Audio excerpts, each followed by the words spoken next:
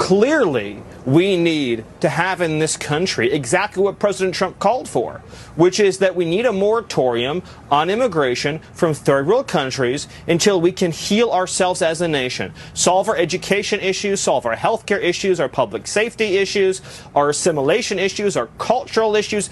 So the 1924 Act is such a good example because we had large-scale immigration from Europe from 1880 to 1920. So in other words, we went from a country that had immigration from part of Europe to immigration from many other parts of Europe.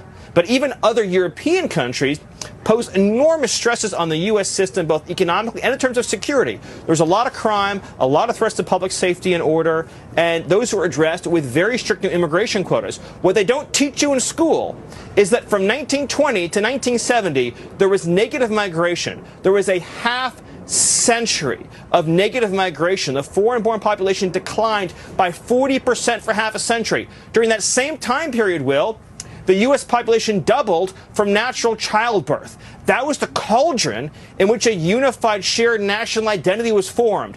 They went through a depression together. They went through world wars together. They landed on the moon together. This great period in American history happened at a time when there was negative migration. They don't teach that to our kids in school, and frankly, I would submit very few politicians serving in Congress probably know that, Will.